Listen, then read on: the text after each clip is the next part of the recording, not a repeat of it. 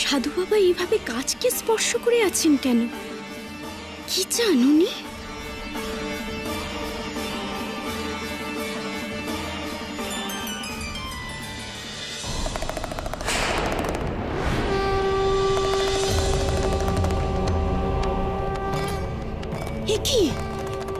কি দেখছি আমি?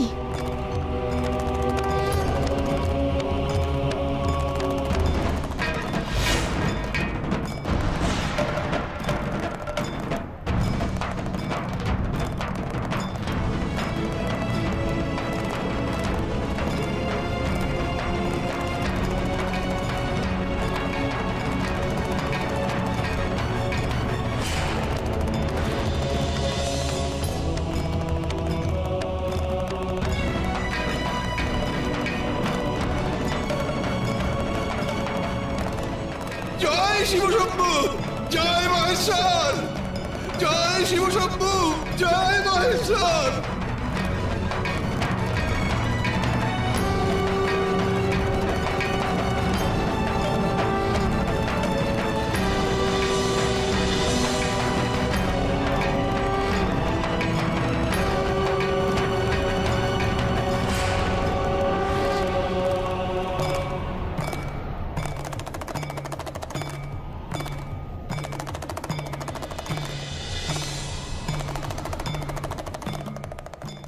কেমন করে সম্ভব হলো?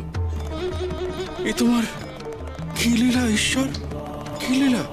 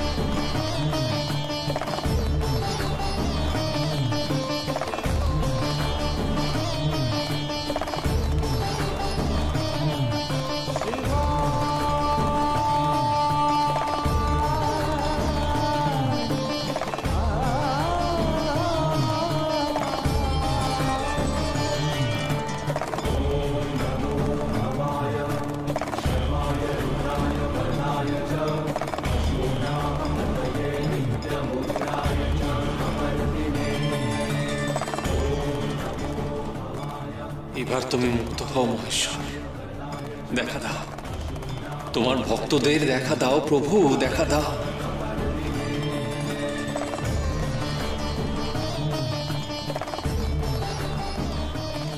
এসো মহেশ্বর, এসো এসো এসো প্রভু, এসো। ভক্তের কাতর ডাক তুমি কি শুনতে পাচ্ছ না? সাড়া দাও প্রভু, স্বমহিমায় প্রকাশিত হও তুমি, সাড়া দাও।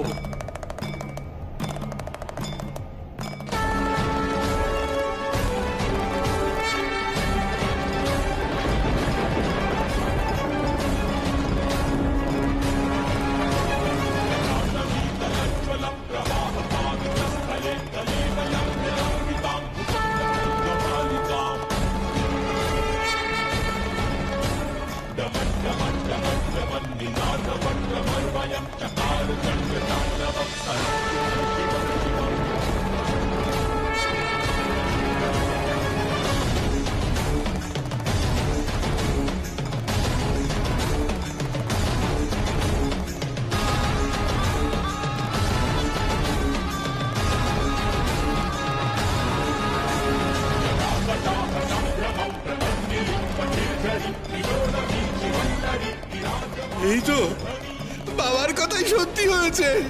জয় লোকনাথ বাবার জয়।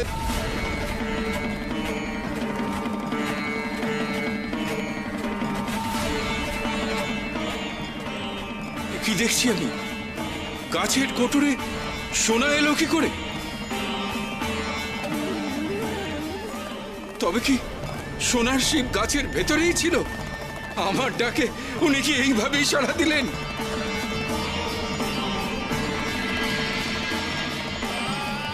আমি জানতাম আমার লোকনাথ শিবকল্প, ওর কথা ভুল হতে পারে না। সোনার শিব, সোনার রূপে তার মানে গাছের মধ্যে ছিলেন।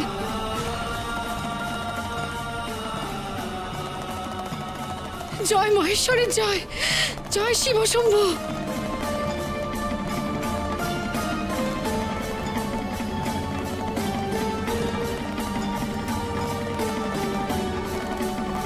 ঈশ্বর, এ তোমার কেমন লীলা!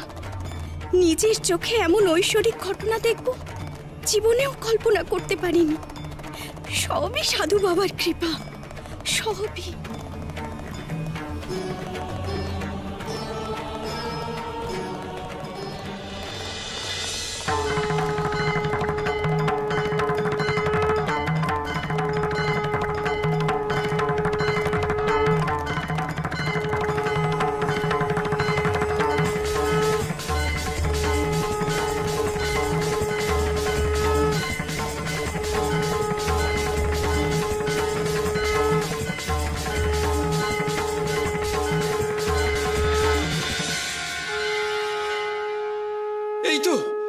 এই তো আমার সোনার শিবলিঙ্গ।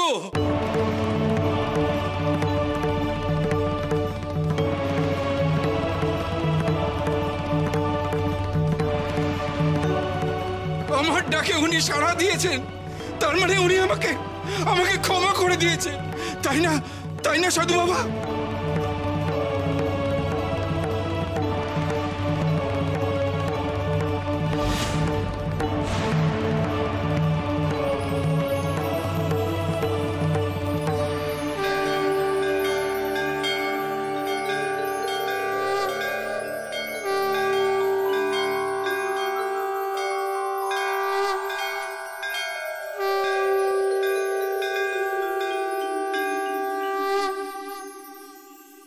মন প্রাণ অন্তর থেকে ডাকলে ঈশ্বরের দর্শন ঠিক পাওয়া যায়। ভক্তের আকুল ডাকে সাড়া না দিয়ে ঈশ্বর কি থাকতে পারেন রে?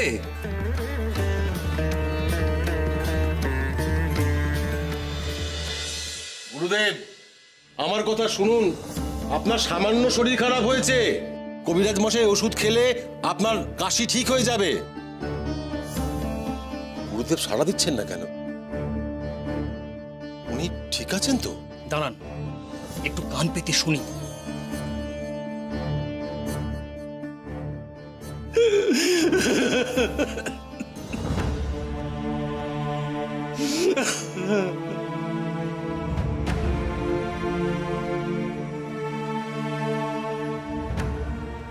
গুরুদেবের হাহাকার কান্না ছাড়া কিছুই শোনা যাচ্ছে না। গুরুদেবের কি হলো বলুন তো?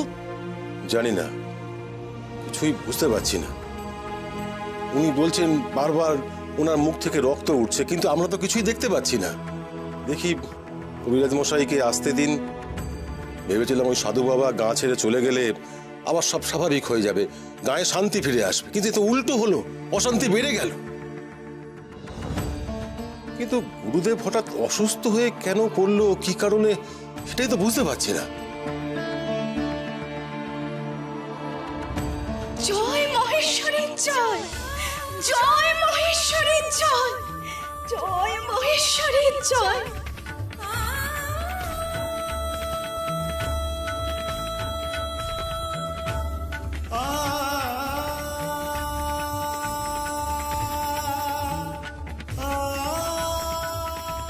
আমাকে ক্ষমা করো মহেশ্বর, আমার ভুল আমি বুঝেছি, আমায় ক্ষমা করো। কিন্তু আপনাদের এই সোনার শিবলিঙ্গ গাছের ভেতরে কি করে এলো?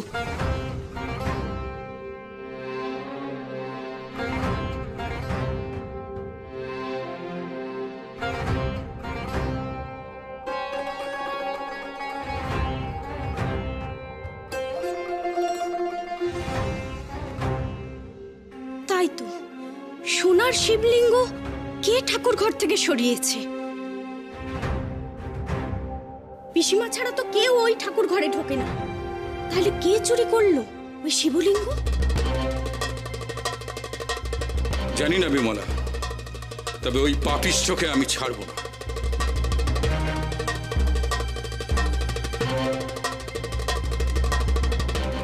বাবা, আপনি বলে দিন, এমন পাপ কাজ কার? কে চুরি করে মহাদেবকে গাছের কোটরে লুকিয়ে রেখেছিল বলুন বাবা। ওরে এই প্রশ্ন তোরা মহেশ্বরকে কর।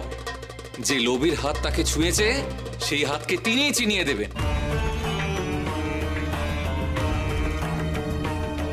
বলো মহেশ্বর, বলো কে তোমাকে এমন অপমান করেছে? কার লোভ ঈশ্বরকেও ছাড়েনি? কে সেই লোভী যে ঈশ্বরের মূর্তি কেউ চুরি করতে ভয় পায় না?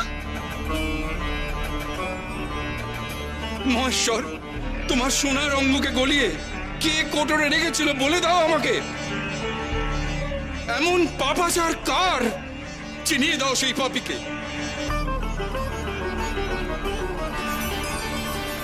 ওরে লোভে পাপ আর পাপে সর্বনাশ। যার লোভী চোখ প্রভুকে ভক্তির আলোয় নয় লোভের দৃষ্টিতে দেখেছে সে জানবি ঠিক শাস্তি পাবে।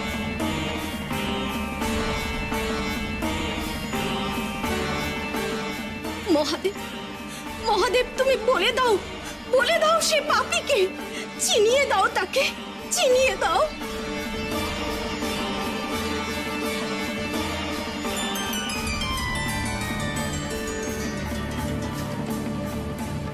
ঈশ্বরের চোখকে কেউ ফাঁকি দিতে পারবে না রে।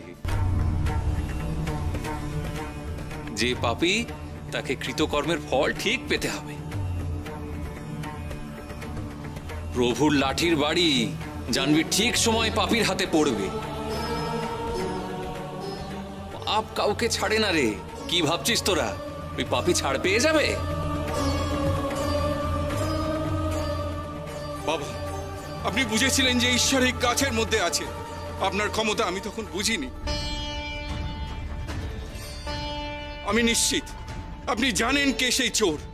দয়া করে তাকে চিনিয়ে দিন। বলুন বাবা, কে সে? কিসের জন্য সে এই পাপাচার করলো? কি চায় সে?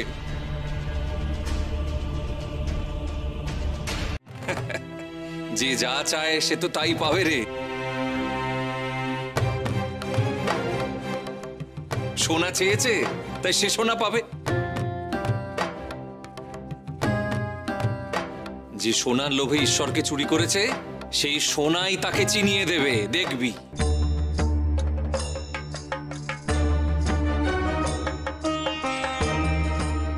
আপনার কথা তো ঠিক বুঝে উঠতে পারলাম না বাবা। সোনাই তাকে চিনিয়ে দেবে মানে?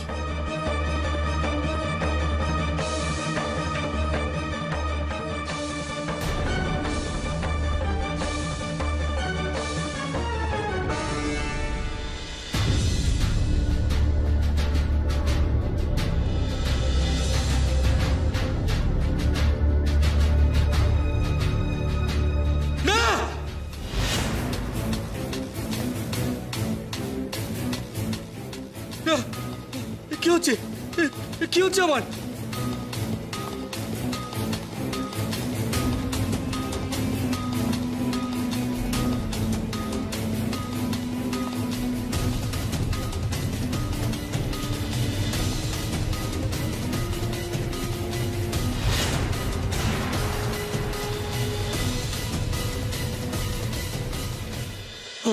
আমার অভিশাপ আমার উপরই ফলে গেল।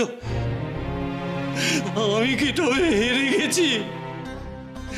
ওই ওই সাধুর কথাই কি ঠিক? জগৎ তো সৃষ্টি করতে পারিস না, ধ্বংস করার কথা মুখে আনছিস তুই।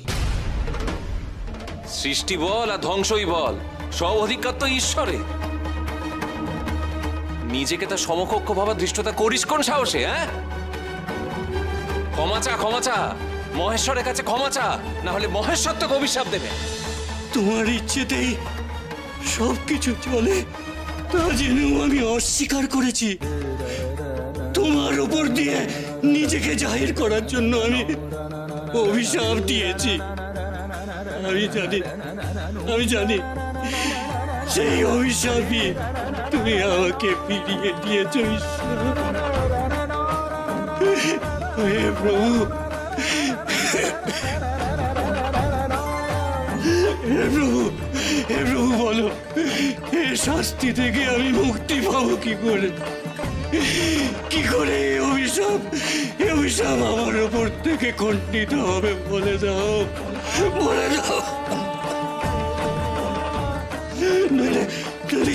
নইলে যে আমি ওদের কাছে মুখ দেখাতে পারবো না ঈশ্বর, মুখ দেখাতে পারবো না।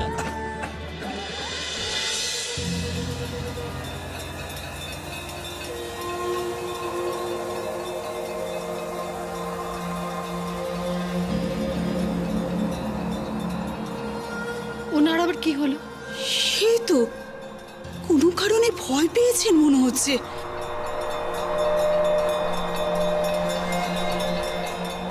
এমন কেন হচ্ছে? আমার হাত যে পাল্টে যাচ্ছে, কেন হচ্ছে এরকম? কেন হচ্ছে? ভাই ভাই কি হয়েছে তোর হাতে?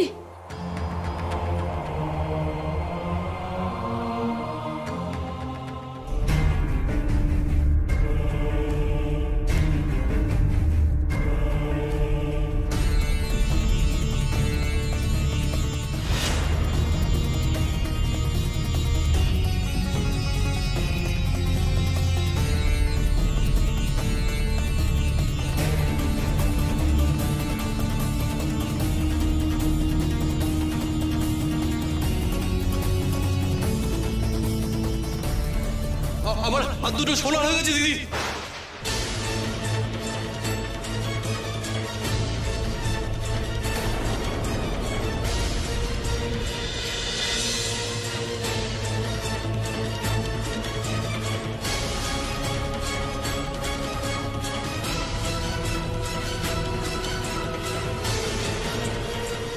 সোনা, তোমার হাত তো ঠিকই আছে।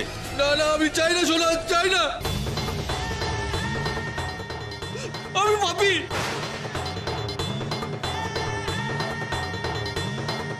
আমাকে শাস্তি দিও না ঈশ্বর, শাস্তি দিও না, আমাকে ক্ষমা করে দাও।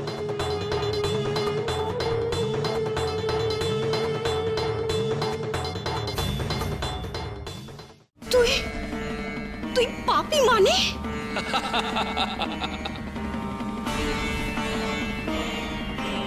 কিরে, কি বলেছিলাম না ঈশ্বর নিজেই ওই পাপীকে চিনিয়ে দেবেন।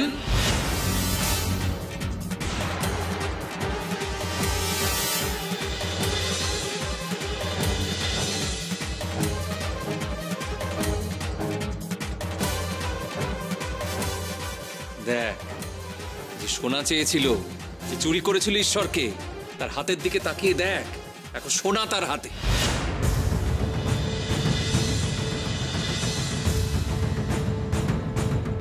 ওরে উমাকান্ত, ওই যে তোর চোর, দেখ, তাকিয়ে দেখ।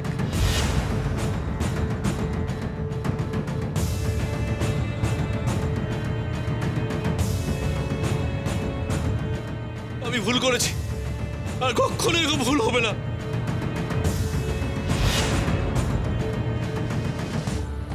আমার অপরাধের এভাবে শাস্তি দিও না আমায়। আমাকে বাঁচাও, আমাকে বাঁচাও।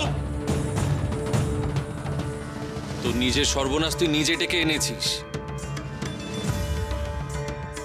ঈশ্বরকে পুজো করা দূরস্থান, তার দিকে কিনা লোভের দৃষ্টি হানিস তুই।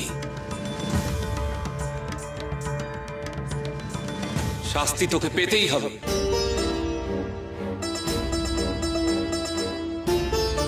দেখলি তো ঈশ্বরকে অবজ্ঞা করার ফল, দেখলি? পাপীকে স্বয়ং ঈশ্বর চিনিয়ে দিয়েছেন।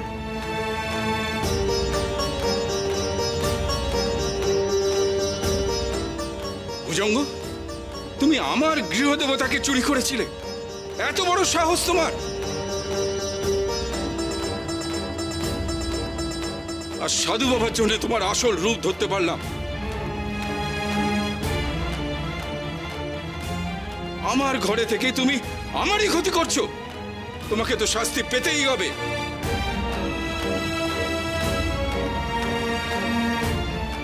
কে আছো? আমার শান্তিকে ডাকো। ওকে বন্দি করে যেন কারাগারে নিক্ষেপ করে।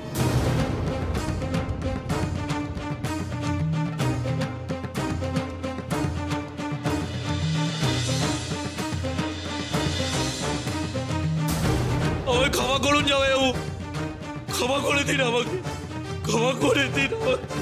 তোর মতো পাপীকে কেউ ক্ষমা করবে না। তোকে আমার ভাই বলতেও লজ্জা করছে। ছি ছি ছি ছি ছি।